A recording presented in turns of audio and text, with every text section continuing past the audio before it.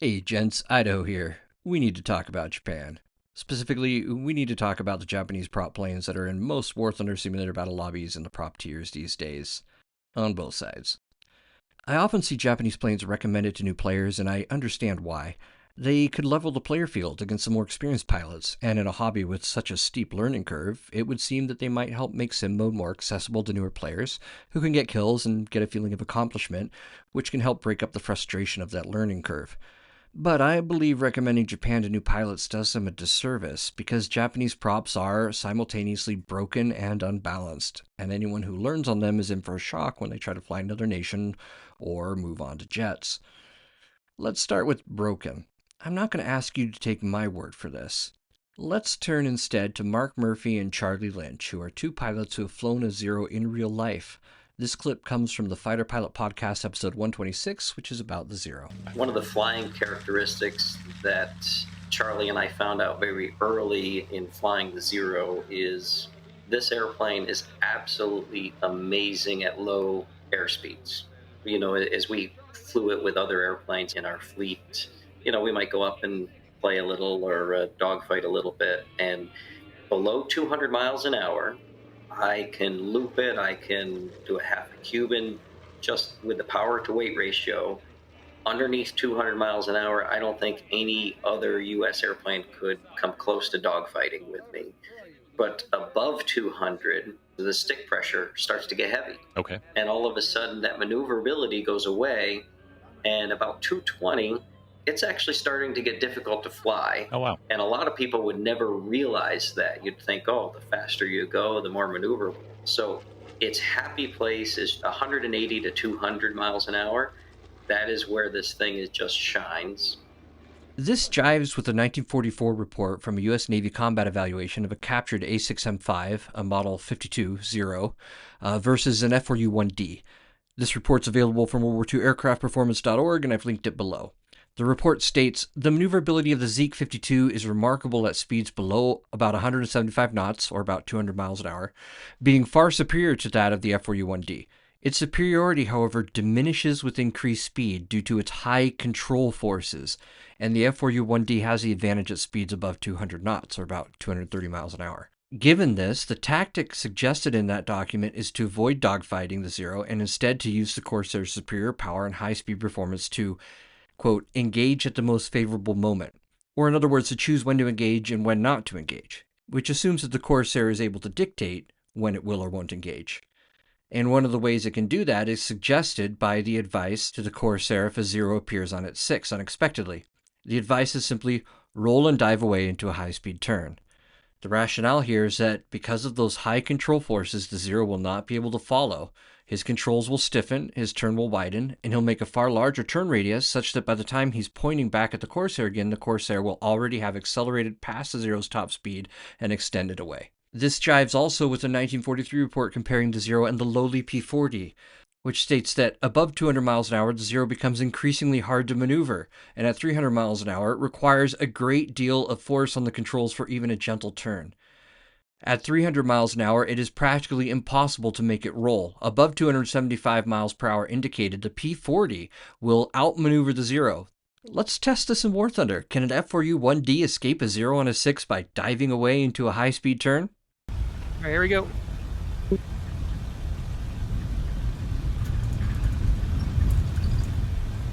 All right, there's 400 miles an hour.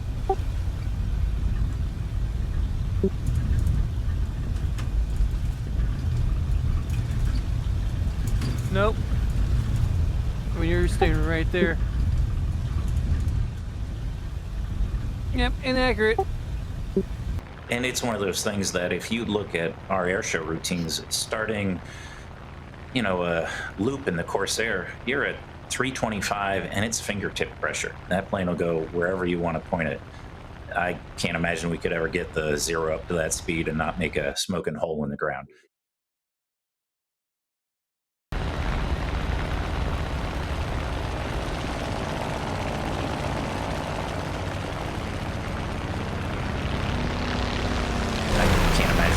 Get the Zero up to that speed and not make a smoking hole in the ground. Okay, so an Allied pilot can't dive away from a Zero on his tail. What about controlling the fight when the Zero's not on his tail?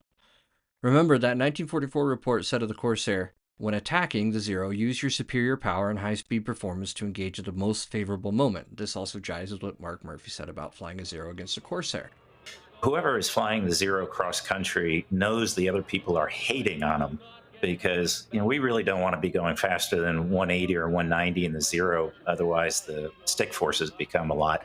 For the other airplanes that are typically cruising at 230 or so, that's almost like hanging on the prop. So you make sure you go out into in trail sort of formation, because otherwise you're going to get nasty looks from the guys you're flying with. When we do an air show routine, and we'll do a little mock dogfight, and I start off by chasing Charlie around, and then when we swap positions, so I'm chasing him, we do a turn, and I actually turn inside of him so he could get behind me.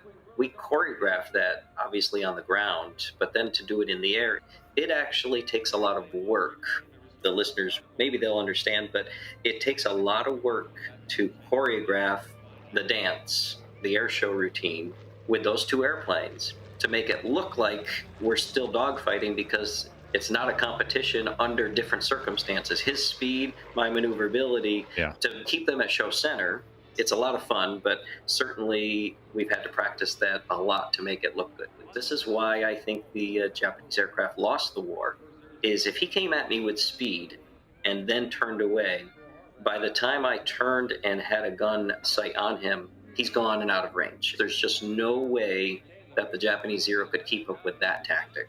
So at slow speeds, it's not even a fair fight. But if he comes diving in with that Corsair or the Mustang or any of the others at 300 miles an hour, which you could do easily with one of those aircraft, there's nothing that Zero could do about it. And the 1943 test against the P-40 said that even the lowly P-40 didn't even have to dive away. It could simply extend away after its initial pass until it opened enough distance to turn around and make another pass. I tested this in an earlier video, which I will link to down below, but the spoiler is the P-40 was unable to extend away from the Zero because the Zero could just whip around and stay in gun range behind it and pepper it before the P-40 could get away. A reason for this is now clear to me. You can see that the Zero is closing at around 250 miles an hour here, despite being in straight and level flight, and at 250 miles an hour the stick should be very stiff. At those speeds in real life, the Zero would take much longer to complete a much wider turn, thereby entering chase position from further astern and at a lower airspeed than happens in War Thunder.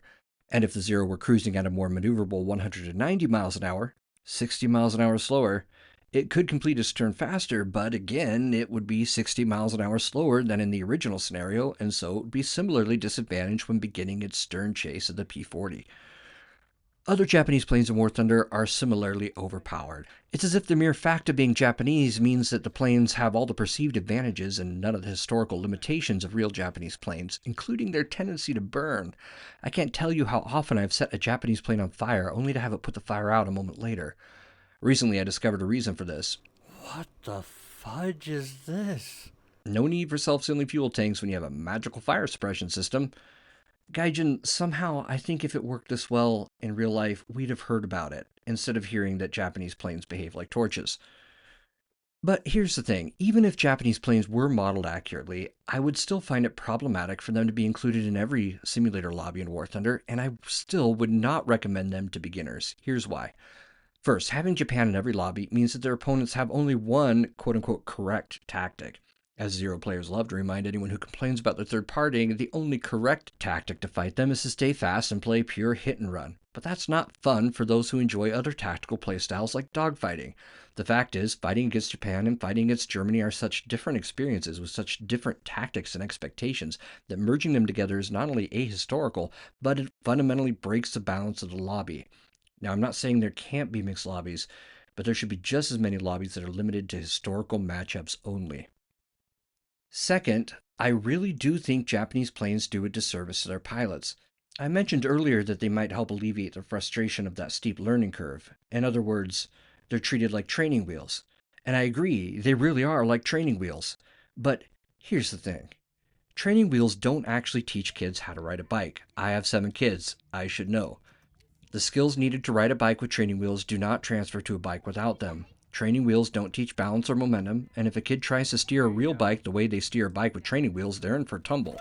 A far better way of teaching kids to ride a bike is to use a pedalless bike like the Strider, which helps kids learn to balance and steer while coasting under their own power. Just like training wheels, the Japanese planes of War Thunder teach non-transferable skills and habits. Mostly, they teach their pilots that the way to win in a dogfight is to always point their nose at the enemy. They don't teach anything about fight geometry, lead versus lag pursuit, energy management, or any of the other skills that are necessary when flying a plane that doesn't have a turn circle half the size of its opponent. This explains why I have players asking me how to defeat the American Buffalo in a Zero. The Zero outperforms the American Buffalo in every single metric, but the turn radii of the two planes are similar enough that fight geometry matters, especially if your opponent knows what they're doing, and pointing the nose won't always work. I often see players flying Japanese planes for a few weeks, and then those names disappear and I never see them again. Now, maybe they're grinding up to jets, since there does seem to be a perception that jets are the teleological end of War Thunder, and once you reach them, you don't play props anymore. But I kinda doubt it. I think it's more likely that as soon as they try to switch nations or reach a tier in which Japanese planes turn more like their opponents do, they get frustrated and lose interest. Alright, we got another 6 diving in. I gotta break into him and really hope he's not a cherry. He's a cherry. Even worse, having so many Japanese planes in lobbies does a disservice to the beginners on the other side.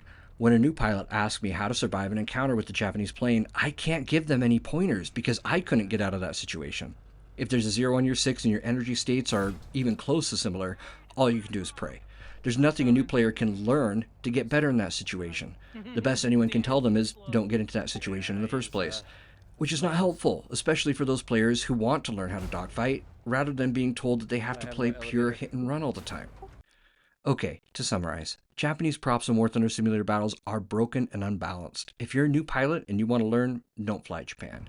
I'd recommend instead a plane like the American XP-50, which is a very stable and capable aircraft without being overpowered. Because it's so stable, you can spend more time learning how to fight the enemy than fighting your plane, and since it's a premium, the earnings are good, so you have more leeway to make mistakes and learn. Now, if you're an experienced pilot and you're flying Japanese props, shame. Shame. Okay, that's it for this rant. I haven't had much time to fly lately, and even less time to make videos, but I hope to post a new video about the finished Buffalo soon. I'll see you then.